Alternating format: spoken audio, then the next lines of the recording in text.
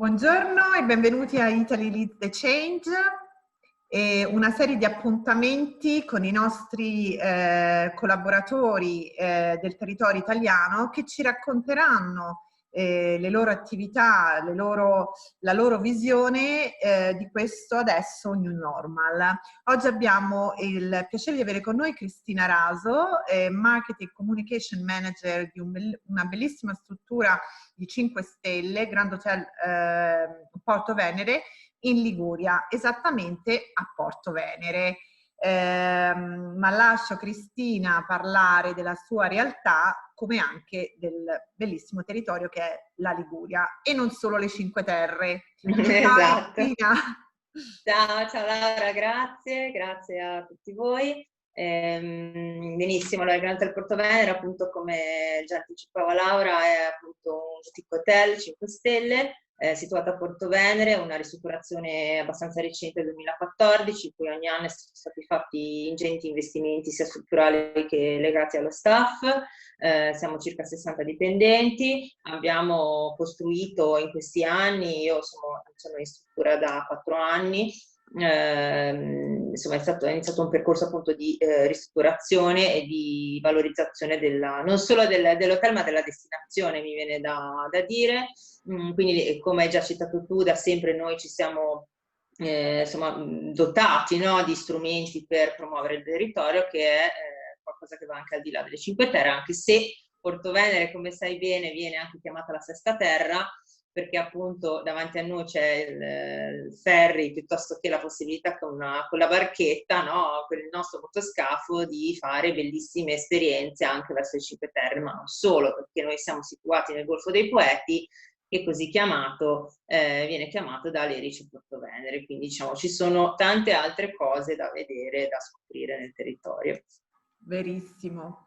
E cosa renderà unica l'esperienza da voi nel New Normal? Ok, allora diciamo che noi da sempre ci siamo posti l'obiettivo di creare delle esperienze uniche che magari può sembrare un po' scontato, no? In realtà anche il mio ruolo è è stato ed è quello di tessere relazioni, no? Con le comunità locali, anche con attività che potevano dare riscontri al di là dell'esperienza in sé. Però sul nostro sito, nella sezione esperienze, ci sono appunto una serie di attività che i nostri ospiti amano svolgere per scoprire il territorio, dall'hiking al trekking nell'isola Palmaria, che è l'isola che noi possiamo vedere dalla nostra terrazza da alcune delle nostre camere, che è veramente una chicca, veramente da scoprire, anche con delle baie insomma, in cui poter fare il bagno. Ci sono esperienze appunto anche di tour in barca, che ho già citato prima, ci sono esperienze che vanno, no, un po' a toccare tutta la parte del food and beverage, quindi wine tasting anche alle Cinque Terre, piuttosto che ci poniamo anche l'obiettivo di essere riconosciuti anche come una posizione perfetta, e noi tra la Liguria e la Toscana, e quindi noi ci definiamo between Liguria and Tuscany. Quindi diciamo questo è vero, quindi noi possiamo effettivamente essere un bel punto di approdo non solo per le Cinque Terre, per il Golfo dei Poeti, ma anche per dei soggiorni più lunghi che si vadano un po' a spostare, no? E a diventare dei veri e propri tour interregionali. È vero, soprattutto Liguria, Toscana, Lucca, bellissimo. Si può ancora parlare di stagionalità, oppure si può parlare di che cosa si può fare durante tutte le stagioni, Cristina? Allora, noi da sempre abbiamo avuto, a parte quest'anno, che va bene, diciamo un po' un anno un po' particolare, mi viene da dire, per essere appunto ironica, abbiamo sempre avuto una stagione molto lunga, quindi da marzo a ottobre, e spesso e volentieri, per esempio, ottobre è sempre stato un mese bellissimo, in cui veramente riscoprire il territorio come unico e raro, visto che comunque evidentemente in alcuni mesi dell'anno ci sono dei picchi e sappiamo benissimo che ci sono e esistono. È ovvio che la possibilità di fare, di spostarsi, di fare esperienze in mare, quindi con delle barche, piuttosto che avere la possibilità di fare sentieri, anche meno battuti, no? E quindi meno conosciuti. Questo consente di vivere un'esperienza in tutti i mesi dell'anno, oppure banalmente la barca a vela, che mi viene da, no, la prima cosa che uno pensa in tutte le stagioni al mare, è una cosa che si può fare, anche proprio per prendere il momento anche dell'avventura. Però ci sono anche esperienze, per esempio, interne, no? Noi abbiamo appunto la cucina, abbiamo possibilità di fare lezioni di cucina, possibilità di riscoprire l'unicità, anche magari degustando le ostriche del nostro territorio. Noi abbiamo tra l'altro un tour che si chiama Oyster Tours, appunto, che è legato alle ostriche del nostro territorio, quindi si possono fare abbinamenti anche abbastanza azzardati e particolari con il nostro maître, e quindi insomma di cose da scoprire del territorio, di tutti i sapori e profumi del territorio. La nostra ultima newsletter parla appunto dei sensi, no? Che un po' sono mancati in questa quarantena, sessantena, novantena, ormai non li contiamo più. Però diciamo, ecco, riappropriarsi dei sensi, no? Riscoprire riscoprire i territori attraverso i sensi. Penso che questa sia una cosa che dovrà e sarà certamente cercata dai nostri ospiti. Assolutamente, sono d'accordo. Volevo aggiungere solo una cosa, che il Grand Hotel Porto Venere è un punto di riferimento per Italian Special Occasion, appunto per poter ospitare meeting piccoli, perché comunque il Grand Hotel Porto Venere è un boutique hotel, dove però si può vivere un'autenticità per meeting, retreat, company e team building. Ecco, volevo un attimo solo aggiungere e fare questa specifica. Cristina, ultimamente sentiamo spesso dire che il turismo cambierà adesso nel new normal, come anche gli eventi. Se ci dovessero essere dei cambiamenti, quali potrebbero essere secondo te le opportunità e cosa vorresti che cambiasse? Ok, allora questa è una domanda ovviamente che in questi mesi ci siamo più volte chiesti, partecipando a innumerevoli, come anche tu avrai partecipato a innumerevoli panel, e quindi è una domanda assolutamente attuale, a cui è anche difficile dare, diciamo, nessuno, no? Di noi, nessuno guru del turismo ad oggi sa dare delle visioni più o meno realistiche. Quello che so, da quello che ho avuto modo di vedere per quanto mi riguarda nel Grand Hotel Porto Venere, ci sarà sicuramente una spinta propulsiva nel tornare al back to basic, no? Cioè tornare un attimino a definire meglio la forza dell'esperienza cliente, nella gestione del cliente e nell'umanizzazione sempre di più, no? del rapporto con il cliente. Quindi il sorriso, la possibilità di, con e senza mascherina, mi viene da dire, poi si spera senza, e questo diciamo ormai è abbastanza evidente che lo sarà, no? Però diciamo questo riappropriarsi dei sensi secondo me torna anche in questa risposta, no?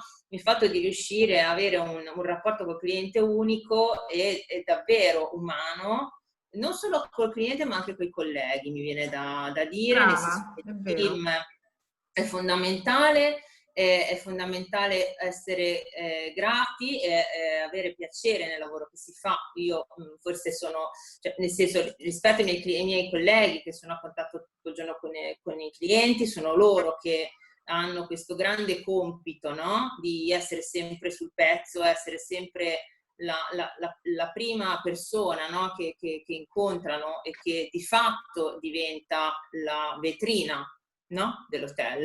La vetrina dell'hotel, le persone sono come dice sempre il nostro direttore, le persone fanno la differenza.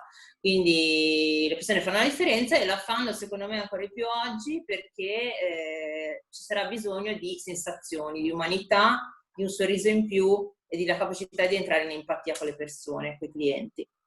Vero, è assolutamente vero questo. Ritornare umani come una volta. E infatti a proposito, ultimamente purtroppo recentemente abbiamo perso un grandissimo musicista, Enzo Bosso, da cui diciamo è nata Italy Leads the Change, perché ci ha proprio ispirato, in quanto abbiamo voluto ascoltare, parlare durante questo lockdown con i nostri fornitori, con i nostri collaboratori, per per ascoltare, per cogliere opportunità insieme. E ti ripeto la frase da cui mi piacerebbe una riflessione e un messaggio positivo per l'Italia. Allora, lui in una intervista ha detto che un grande musicista non è chi suona più forte, ma è chi sa ascoltare. Da lì i problemi diventano opportunità. Cristina. Diciamo che questa è una frase che direi abbastanza, solo lui la poteva dire così, probabilmente. Veramente fonte di ispirazione anche per me personalmente. Penso che, a prescindere anche dal lavoro che facciamo, penso sia un insegnamento forse di vita, no? Di come approcciare anche rispetto al rapporto con gli altri, e su questo mi trovi assolutamente d'accordo. Quindi l'importanza di fare sinergia, l'importanza di fare sistema, sono un po' parole che faccio anche fatica a ripetere, perché le abbiamo sentite talmente tanto che ormai sono quasi fastidiose. Però purtroppo credo che questo lockdown, questi problemi dovrebbero veramente mettere al centro il noi e non l'io, non solo nelle organizzazioni, anche nel sistema paese, a partire dalle province, dai comuni e poi sempre a scalare, perché questa è l'unica possibilità di procedere nella proposta di una destinazione che deve necessariamente guardarsi intorno e non guardare proprio orticello. Ascoltare gli altri, perché gli altri possono sempre essere fonte di ispirazione e sempre ne possiamo imparare da chiunque.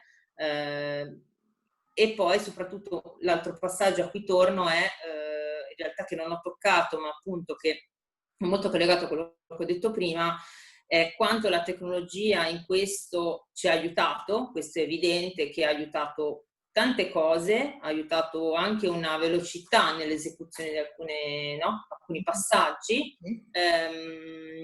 Nel marketing oggi si parla che non c'è più online e online o offline, ma si parla di on life, perché è così. Perché oggi sempre di più siamo consapevoli del fatto che tutto ciò che avviene nel mondo digitale è come se avvenisse nel mondo reale. Questo non ci deve spaventare, dovremmo semplicemente essere un pochino più consapevoli di questo e utilizzare i mezzi, tutta la parte e anche il cliente che si pone sempre di più in quest'ottica, no? Nell'esperienza che comunque una parte digitale la dovrà sempre avere, forse sempre di più, cercando di fare un bel mix, no? Quindi di essere in grado, e lo dico anche nelle strutture del nostro livello, no? Che non è facile, perché non bisogna snaturare, come ho detto prima, non bisogna snaturare, anzi bisogna incentivare, no? Il contatto umano e la personalizzazione dell'esperienza. Dall'altro canto dobbiamo essere ancora più bravi a mettere dentro la tecnologia e quindi l'on-life marketing all'interno delle nostre strategie. Questo calato nel singolo hotel, nella singola azienda, ma questo nelle regioni, nelle province, e fa salire. Quindi diciamo mi sembra che sia un argomento assolutamente scalabile in tutte le direzioni, anche di destinazione. Sì. Ma secondo te il virtuale potrà mai sostituire l'esperienza quella di persona? Diciamo, per quanto mi riguarda, ti direi di no, nel senso che per come vivo io, anche l'esperienza di viaggio, dico come Cristina, no? Poi è ovvio che l'esperienza di un viaggio è molto soggettiva.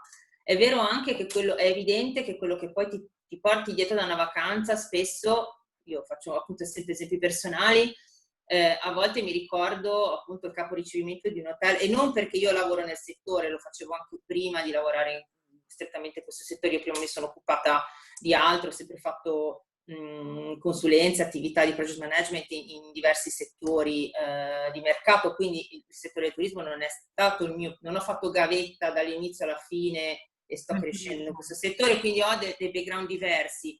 Quindi diciamo da parte mia c'è il vissuto di una persona qualunque che viaggia e che ama viaggiare, e spesso mi sono portata a casa, oltre a un paesaggio, un'emozione, un sapore, un profumo, il sorriso e la capacità di una persona, un concierge, un caporicevimento, che in quell'esatto momento ha saputo rispondere e anticipare la mia esigenza.